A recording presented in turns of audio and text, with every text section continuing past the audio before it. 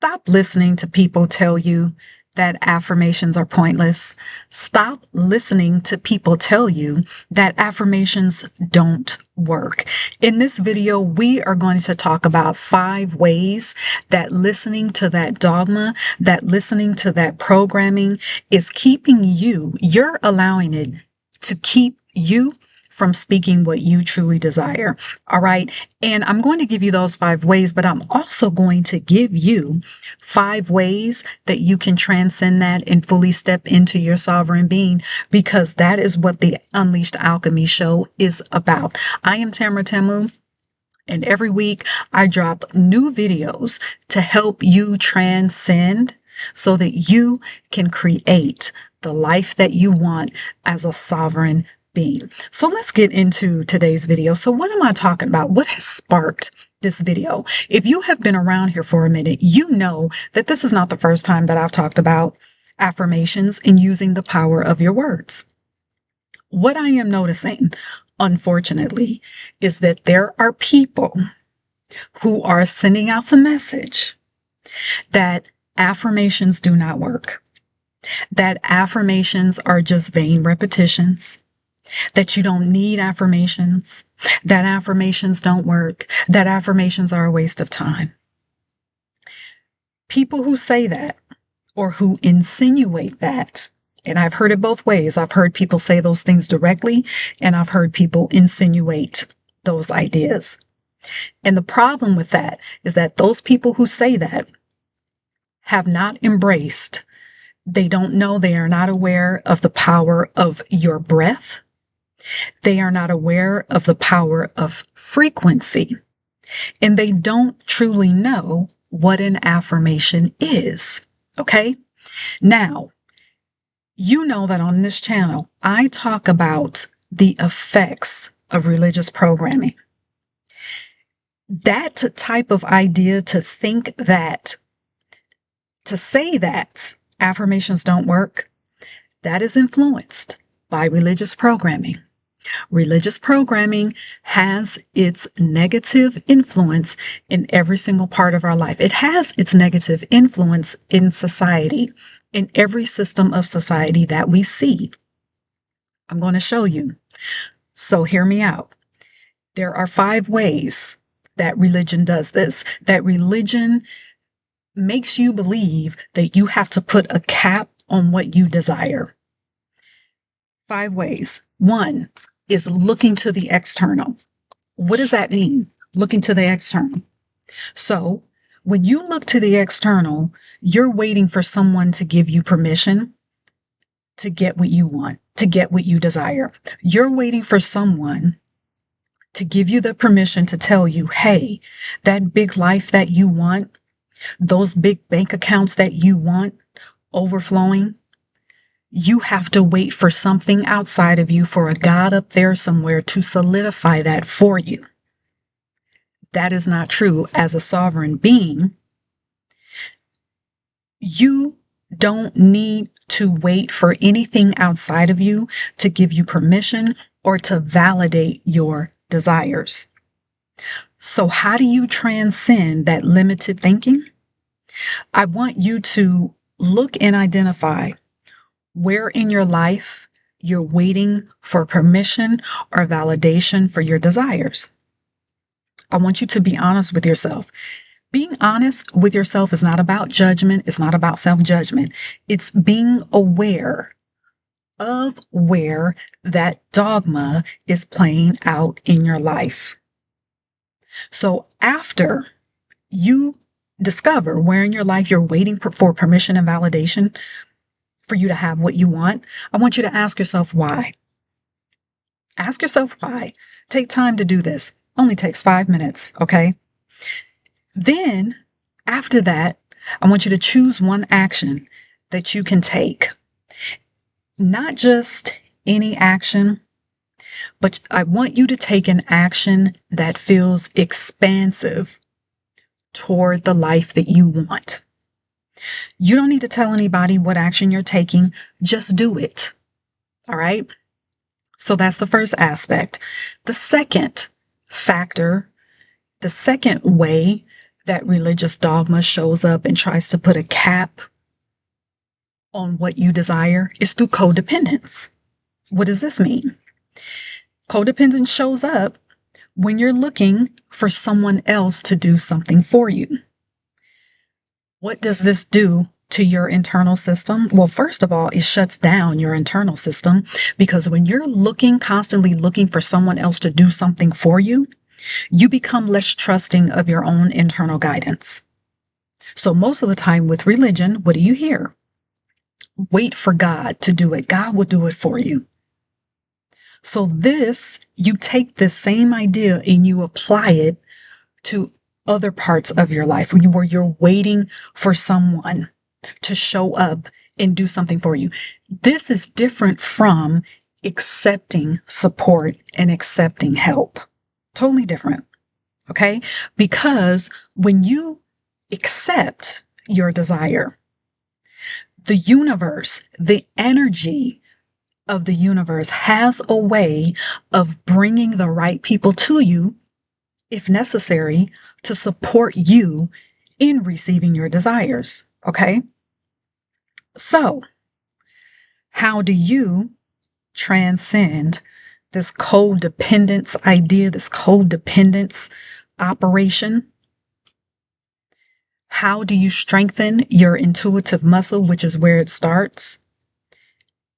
I want you to start paying attention to the emotions in your body. By paying attention to how your body is feeling when you're out in the world, when you're interacting with people, when you are being human, that intentional awareness, you are strengthening your connection with your body, and that activates your intuitive muscle. It activates your inner wisdom to know, which goes along beyond belief, to know that you are internally guided. That when you have a desire, when you have an image that comes into your mind, the strong, powerful, loving vision that you have where you see yourself operating according to what is aligned with your soul, you know that along with that vision comes guided action. Period. All right? So let's go to the third factor. You not asking for what you want, you only asking for what you need.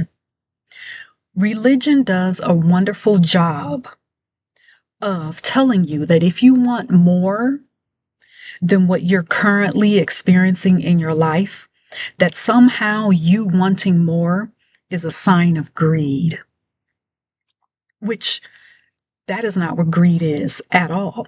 Greed is you wanting more, but willing to step over anybody at any time to get what you desire.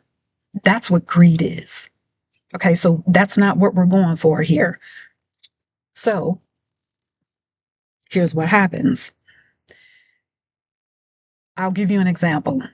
I was talking to someone and I forgot what the base of our conversation was, but the person was saying how, they pray, for good health, and they pray for protection, and they pray that, their family and their kids are well and good. Okay, that's amazing. And so, I suggested, well, since you're praying, since you're asking for these things in the way that you ask, in the way that you pray to whomever, do you not know that you can pray for success? You can pray for more money, that you can pray for material things. And this individual said to me, well, I don't think that you're supposed to pray for those things, that you're only supposed to pray for the things that you need. I don't know if you're supposed to pray for those things. Now, this is an individual who has not been in a church since he was a child, other than funerals along the way. But I bring up that example because that illustrates how dogma can still influence what we allow ourselves to accept and what we allow ourselves to desire in our lives. Okay? So, what you need to do to transcend this is that you need to understand that what you desire and what you need are not separate. You do not have to separate what you desire and the things that you need in life to exist. They can be one, they can be together. So, the next time that you get a vision of how you see your life, something more that you desire, I want you to intentionally give a deep inhale, engage in a deep inhale. Now, before I expand on that, many times a vision that you get, you'll be sitting at a stop sign, stop light. You'll be about to maybe eat, go to sleep, or when you wake up. This beautiful image that will come into your mind and you'll think, "Ooh, it'd be so nice to have this." Or wouldn't it be cool to travel there? Wouldn't it be cool to live in a house like this? Those are the visions that I'm talking about. And I want you to intentionally, deeply inhale when you have that vision. What is that deep inhale going to do for you? You are telling your nervous system that that image is the new standard. Think of your inhale as you accepting what your soul is showing is next for you. You're telling your nervous system, okay, get regulated to this new way of being and existing. That's how I want you to think about that breath. All right. So let's go to the next thing. Another factor that religion uses to get you to put a cap on what you desire to keep you from speaking and creating in your life, just accepting what life brings. So here's the thing. Religion teaches you that when something good happens, when life brings you something good, that is God blessing you. Okay? Then religion says when something bad is happening to you, then that is the devil. And here's the thing. The notion that life just brings you anything, that insinuates that you have no say so. We already know that things happen. However, that does not mean whenever you have challenges that show up in your life, that does not mean you bury or you have to bury your desires because of the challenges taking place in your physical environment. That does not mean you bury or you do away with what you want in your life. Some people will say, well, you can't keep bad things from happening. I don't subscribe to that, but that's another video for another day. All right. So how do you transcend beyond that? You're going to use the power of your breath. Okay. So using the power of your breath, you don't just use it when something challenging comes up. Okay. You do this as a ritual. This becomes a practice. So how do you use the power of your breath in this case? This is when you start using your creative words, your creative power. This is when you start using your words. So you can start off simple if you've never done this before. I want you to, the next time you have to go somewhere, whether it's to an event, whether it's to the store, all right? And these tips that I'm giving you are tips that I use right now. And they work every time. Okay. So you go to the store, you go to an event. Well, what's one of the things that you think about? Well, the first thing I think about is, I hope there's a close parking space because I want to be right next, as close to the door as possible. Right? So use a close parking space. All right. You want it to be convenient. You want your visit to this store or wherever you're going to this whatever event it is, you want things to go smoothly. Okay, so you command it. Command a closed parking space. That's a simple way to start to implement the practice of you using your creative power, which is your voice, which is your breath. Another example of how you can integrate this is the next time you travel, the next time you fly, you accept that you'll be treated with unlimited favor, that you'll be granted an upgrade in your seat. You don't need to know the reason why or how it's going to happen. You command and accept that your flight will be on time and things will be smooth. You could even take it a step further and say, wouldn't it be cool just to have an empty flight where there's not too many people on the plane? That's an example that I'm giving you, very specific. I'm giving you these specific examples because these are things that have happened in my life. And I have created those things happening in my life using the power of my words. All right. So the last thing, the fifth factor, is the religious idea that God gives you a purpose. First of all, there's no such thing as you having a purpose. You are infinite. You have infinite purposes. Okay? So I spent much of my life wasting time, money, and energy going after a career because I was waiting for a God to give me a purpose. I chose that career because the career was safe and the career was considered godly because I would be serving people. Now, serving people is one of the foundational rules of a religion. The more people you serve, the more godly you are, right? Now, there's nothing wrong with helping people, but to what extent? Are you helping people out of obligation? Are you helping people because of how it's going to make you look to other people?